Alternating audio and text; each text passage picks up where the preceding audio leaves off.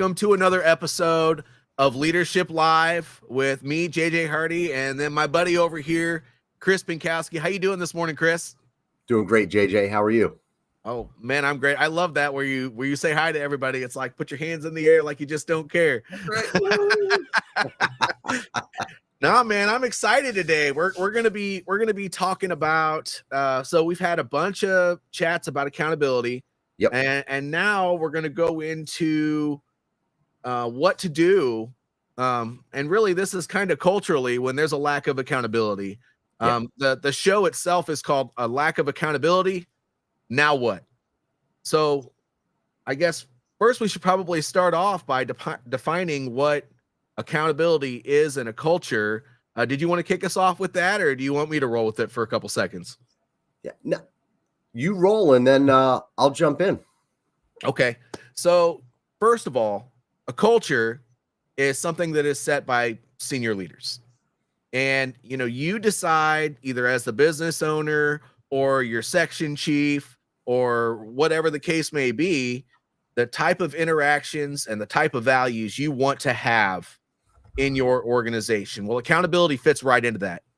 And really, accountability is super, super important. There are people that just say, hey, look, this is what we have going on. And then they stand back and they call that laissez-faire style leadership.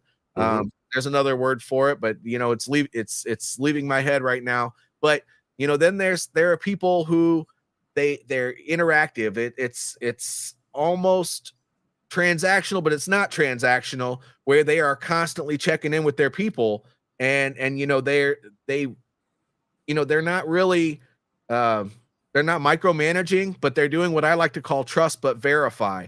And when you do that from the senior level, to me, that sets a tone, right? And it lets everybody know that works below you that you expect them to do the right thing. You're not going to be on their back all the time. However, you will be there once in a while just to make sure that things are going right. And and they never know when that's going to be. And that doesn't mean they should be scared of you showing up. That just means that you do expect them to be doing the right thing, but you're not going to be hovering over them all the time. Yeah. And that's kind of my 2 cents on that. I'm sure you're going to even take that to the next level. The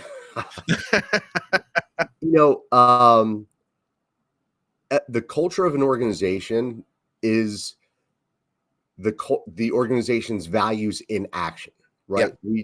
We set our core values. Some organizations have accountability as a value. Some don't specifically call that out, but it's the way that those values are rippling through the organization that creates a culture. And you're right. There are different types of, ways to instill that culture. Whether or not accountability is specifically called out, that is a driver of performance, right? When people are accountable to themselves, to the organization, then they're going to perform at a higher level. Yep. And when it comes to the leadership side of things, it's making sure that the standards and expectations are clear across the board. So everyone needs to understand it, but you as the leader, you need to embody it and show it, right? Yep. Lead by example. I don't know how many times we've talked about, leading by example, showing your people what you expect, what the standards are based on your own behaviors. So whether you're kind of a hands-off, laissez-faire, and I'm just checking in, trust but verify, or you're a little more involved, it really comes down to how you act and behave, because the people that you lead, the people in your organization see everything that you do. Even if when you don't think that they see it, they freaking see it. So you've got to maintain the standards. You've got to live up to the expectations that you expect everyone else to live up to. Yeah. Well, and I like to call that not just talking the talk, but walking the talk. Right. And I say it that way because there are so many organizations that I've been a part of, even in the military, by the way, where people know all the right things to say, but then when they walk away, they're not displaying those same things. That they don't act out those same things that they say that they expect from everybody else. And so Right. if as a leader, if you're not leading by example, if you're not showing them that the right way is the right way, I mean, by displaying that through your actions, then they're not going to follow you. Yeah. Now that we've kind of defined that a little bit, what happens though if you kind of let things go and there's an extreme lack of accountability? I mean, there's a lot of catch up you got to play there. I mean, what if maybe you're a manager coming into a company and you're brand new and your team just doesn't really get things done. They have a bad reputation. They know that when as soon as the boss walks away, they can screw off. Nobody really knows why things aren't getting done, but they know that this team is absolutely horrible. Mhm. What are some things, Chris? Now that you're kind of the operator, right? Yeah. You're back with, I wouldn't say on the ground level, but you're back in a company with um, multiple companies and multiple teams in all those companies. What are some things that you have seen work since you've gone back that can kind of turn that around? Yeah. So, a couple of things that you have to, especially when you're stepping into an organization as a new person, and you see that there might be a lack of accountability, or even if you've been somewhere and you're just getting frustrated that, like, man, we are not moving the needle, and what we've identified is a lack of accountability. First and foremost, you've got to look inwards at yourself and say, am I exhibiting the standards and the expectations that I want from everybody else, right? Am I holding myself accountable, and am I giving people in the organization the ability to hold me accountable? Accountability is a two-way street. Mm-hmm. So when you're leading others and you make it known that, hey, you know what?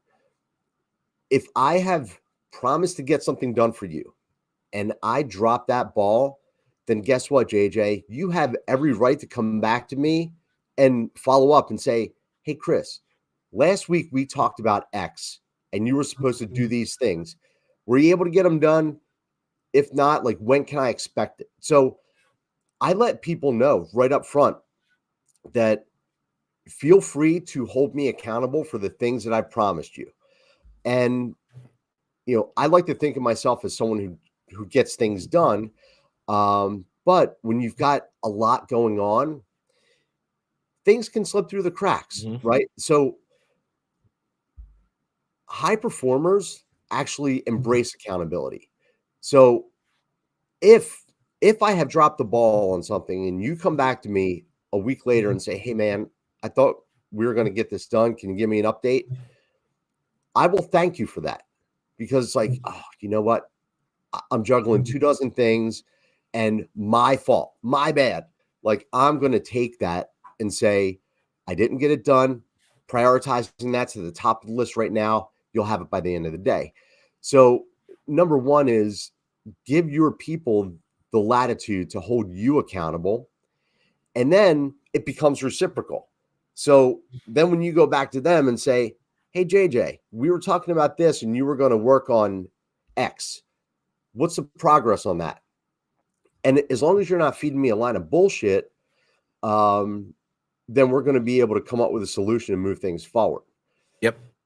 So, that's the one thing, is that you have to look at yourself and see, all right, where am I dropping the ball, and giving people the ability to call you out on it. And next is really setting the expectations. If you're a new person and you step in and see that things aren't being done, people aren't being accountable, that's when you have to call the group together, the team, and say, hey, you know what, everybody? We've been operating in a certain way for a period of time. And if you have examples examples speak volumes, right? So if you can say, hey, look, we missed the mark on this, and this. And it seems to me that the root cause is we need to be more accountable to ourselves, to each other, and just have that level set conversation. These are the expectations. This is how I'm going to be holding you accountable. This is how, I want you to hold me accountable. But if you're a leader and you're frustrated with a lack of accountability in your organization, it has to be addressed. You can't just talk about it at maybe the leadership level, or just keep it to yourself and allow yourself to just stew in it and be pissed off. Because when you're pissed off about something and no one knows what it is, then they're just like, oh, here comes this asshole again. He's always pissed off. Well, it's because he thinks that no one's accountable, but hasn't addressed it, which therefore is like a lack of accountability on their part. Yeah.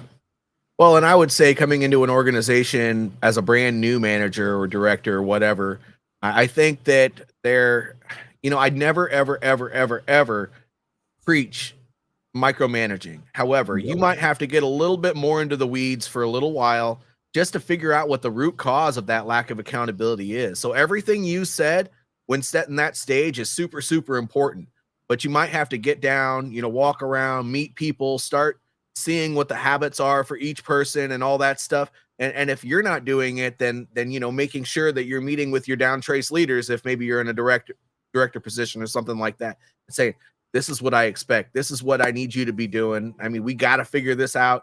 It's not just one person, it's a team effort. But making sure that you're getting to know each person. We always talk about this, getting to know each individual and learning about them as a person, but also learning through their behaviors and their work ethic about what their strengths and weaknesses are, so that not only can you identify through metrics where the issues are coming in, but you can also identify through behaviors and maybe identify some training points to help identify some of that lack of accountability, because sometimes it might not be accountability as a whole, but you can't figure that out until you figure that out. It might be a training opportunity. So making sure you're understanding what's happening on that ground level, and with each individual team. If you're a director, you have to know what you don't know. And when you're fresh, you don't know much. You just know that this is what you're responsible for. So I think that's probably just as important as making sure getting those groups together and saying, I'm not really expecting anything different than what you've been doing already, but I am expecting that we meet these metrics because this is what we're supposed to be doing. Yeah. And, sometimes I've seen this in organizations where a lack of accountability it comes from maybe a softness of the leaders, right? Where they see confrontation as negative. Confrontation is not always negative, right? We can have tough conversations about what's going on, what's broken, and how we fix it. It's the way that you frame the conversations, right? And it's the old rule of, don't attack people, attack problems. So if you can create some camaraderie around, we need to address X. But oftentimes, and I'm going to say 80% of the time that I've seen leaders that I've worked with, whether it was in coaching and consulting or other companies I've been involved with, where they're like, oh, we don't have accountability. Well, are you holding your people accountable? Or are you just allowing things to be swept under the rug and saying, okay, maybe next time it'll be better? That's really a huge root cause of lack of accountability. Is at the leadership level, where they're like, we want accountability, but then when people aren't doing it, we're not really going to hold them accountable. You're sending two different messages. And it's one of my favorite quotes out of extreme ownership. And it's not what you preach, but it's what you tolerate. So, hey, you could preach accountability all you want all day long until you're blue in the face. But if you're tolerating a lack of accountability, then your words mean nothing. Like you're just like wah wah wah in the background because people are like, they really don't care. They don't hold us accountable, so we're going to do whatever the hell we want. Oh yeah, and that's the ripple effect, right? So when you are not really paying that close of attention, or if you're too, and oftentimes it's fear, right? Because honestly, as much as people don't want to admit this, oftentimes that happens because they want their employees to like them, which, you want to have a good rapport. You want your people to trust you. You want a lot of things to go right. But, Mhm. At the end of the day, it is a business. So people say that their business is like a family, but this is where this differs, right? So in a business, there are times where you have to hold a certain level of accountability to somebody to make sure they're doing what they got to do, and they're not going to know whether or not they need to be held accountable until you tell them that. And Right. if you're right, if you focus it on the issue at hand and not necessarily that they are the ones screwing it up, then you can turn that into a productive conversation. But not having that conversation, well, everything that you just got done saying, that is the cost. And Yep. and having every conversation is super important. And there's even more of a ripple effect there where they don't do the right thing and all this other stuff there, but more than that, they know that you're not going to talk to them anyway. And so even down at the ground level, everything's going to be swept under the rug. They're not going to talk to you because they know you're not going to do anything about it, and you're not going to talk to them because you don't want to do anything about it. So it just turns into this, I'll call it a shit storm, because it's really just kind of an ugly thing where no problems ever get solved. Right. So that's kind of the bigger picture problem here. So having those conversations mean that you care. Conversations mean you care. Without those conversations, either you're too scared or whatever, but it shows them that you don't care enough about the work getting done to even address it. So why would they bother coming to you when they have a problem? Yeah. It's also the approach that you take when you realize that there's a lack of accountability and you want to build that up.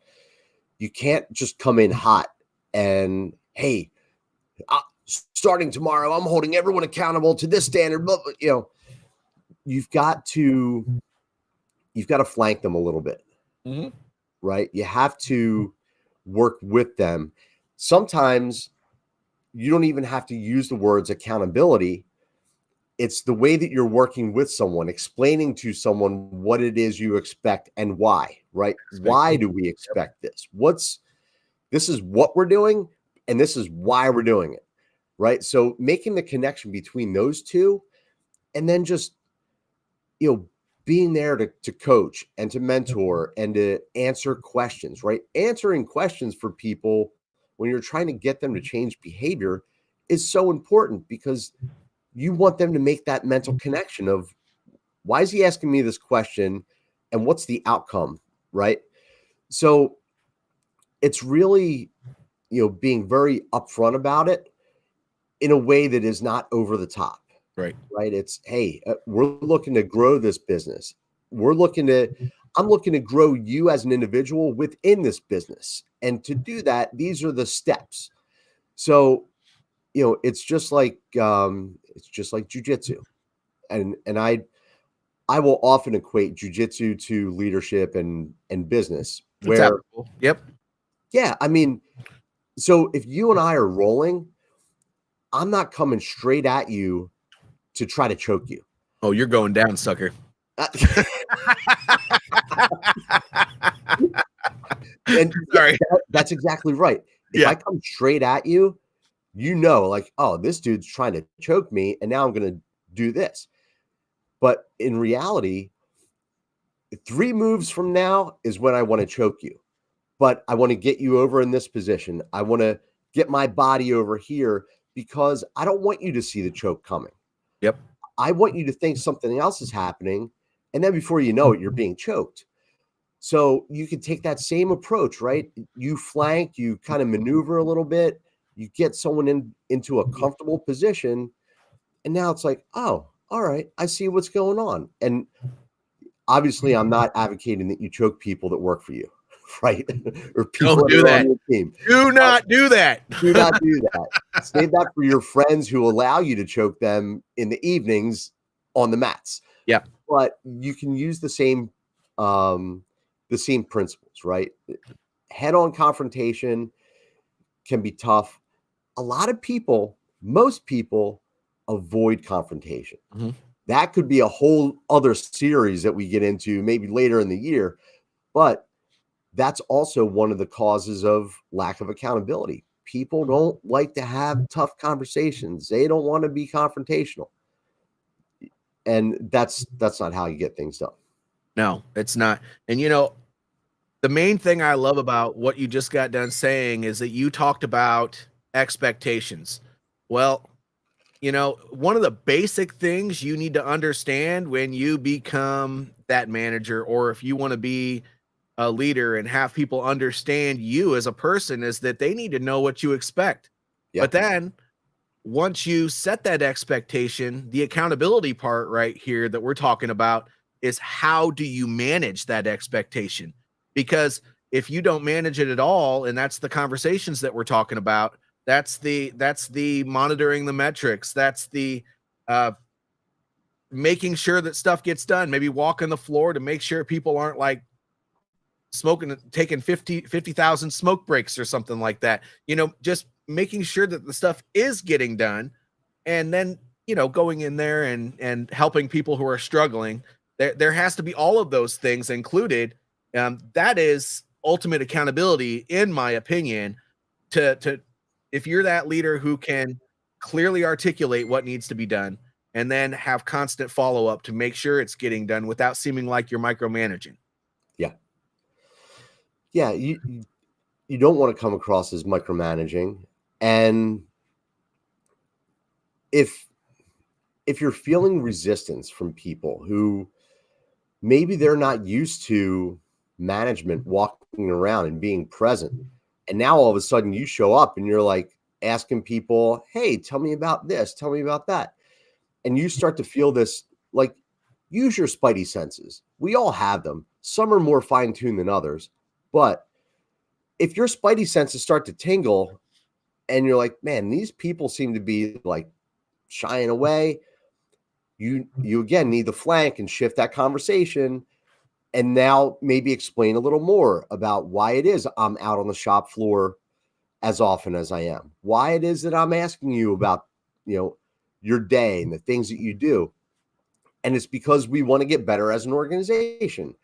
So it's that, like, I think that people will also be hesitant and like, man, this new guy's asking me a lot of questions. What is going on here? Well, you know what? That's, if you don't explain yourself, that's when people's imaginations can run away with them.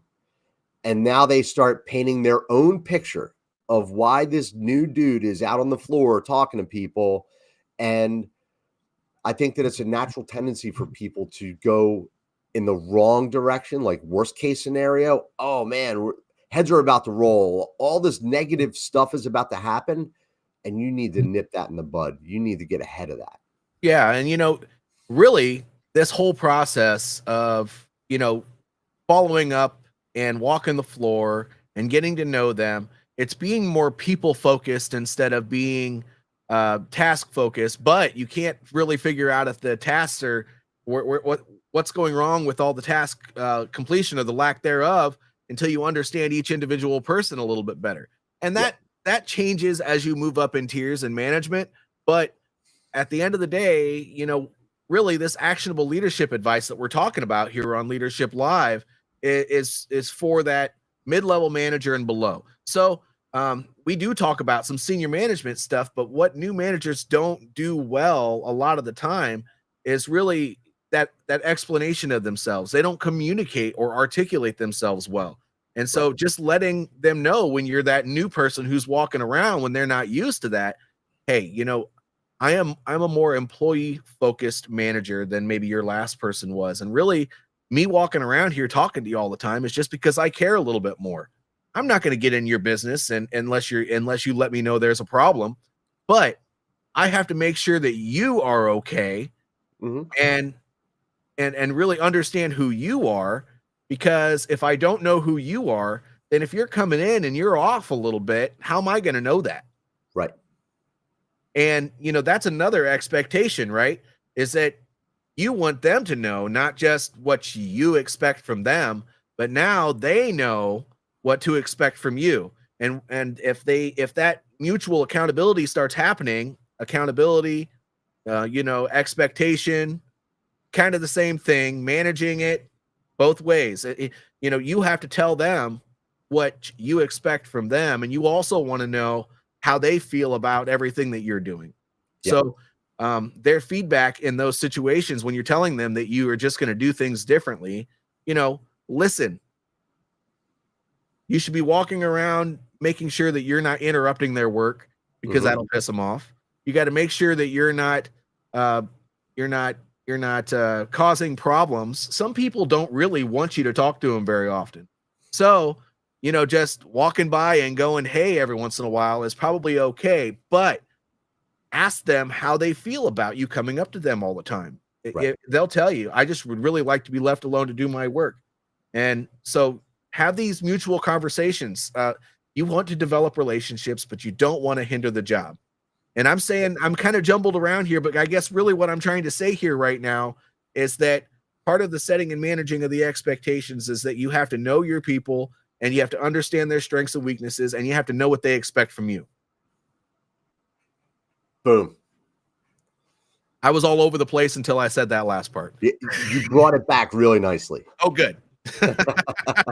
So if you don't do that, though, I mean, if you just do what you do and feel like you never have to explain yourself, well, then you are just that asshole who's walking around the floor forcing your opinions and actions on everybody else. That's right. So I know that we're getting close to our time, We really and are. yeah, I mean, this conversation really has flown by. But when you're sensing that there's maybe a lack of accountability in your organization, uh, number one, look inside. Right? Am I demonstrating the standards and expectations that I expect of others? Right? Am I leading by example? Am I willing to have the tough conversations? Am I stuck in a spot of, you know, I it's not what I preach, but what I tolerate, right? So am I preaching accountability but tolerating lack of accountability? You've got to do a very honest self-assessment of that. And then you've got to make sure that your people understand what those expectations are and why they're being asked to do certain things and being held to those expectations. Love it. So, know your people, know their strengths and weaknesses, help them where they need it, but make sure that you are constantly monitoring things to make sure that, not only that the job is getting done, but that your people are okay. Mhm. That's the only thing I can really add to that. And making sure that they know that you take ownership of your position at work Yeah, and that you expect that same thing from them. Um, exactly. Setting and managing expectations is telling them what you expect and following up on that expectation and making sure you're communicating that with them, saying, hey, look, I want you to tell me also what you expect. And then I also want you to do that same follow up. That's right. And if you do everything Chris said, and then you do everything that I said, as easy as it sounds, you're still going to screw it up. So give yourself permission to make mistakes. But that is the basics of accountability. Yes, sir. And I really have nothing else to say, but it is 29 minutes and 27 seconds here, so I'm going to wrap it up. If you enjoyed this content, if you enjoyed the actionable leadership principles that we talk about on Leadership Live, please like this video, subscribe to the YouTube channel. Please do that. That will increase the algorithm and make it so you see this more often and that other people will see it as well. But the most important thing is leave a comment below if you have a question, and also leave a comment below if there's something that you would like to hear more of. And then we'll try to make that happen for you, because it's not about us, it's about you. Thank you, everybody, for joining. Chris, you the man, brother. JJ, before we go, oh yes, let's just talk about. So this is the wrap up of the series that we've been doing on accountability. Yes, it is. Our next series, which will start in 2 weeks. The date in 2 weeks is what, the 15th of February? It most certainly is. Yes, sir. All right. So the 15th of February, we start a new series about change. And I think it's good timing, right? We're early in the new year. We're talking about change. We're going to be talking about creating culture, embracing change, how to adapt. So if you like the series, right, and this is new for us in season 2 of Leadership Live. We've been doing series and different episodes. So next series is all about change. I think we're going to do like 4 episodes on change. But catch us every other Saturday live at 10 a.m. Eastern, 9 a.m. Central. Catch the replays, but tune in for change, because it's something that I think a lot of people, number one, are interested in, and number two, don't really understand what it's about. So we're going to unpack it. Yep. And Mark, thank you for the comment, buddy. We appreciate that you value the information that we're putting out. He made a comment on here. There we go. Thank you, Mark. And we're wrapping it up. Everybody have a great day and enjoy the rest of your weekend. See ya.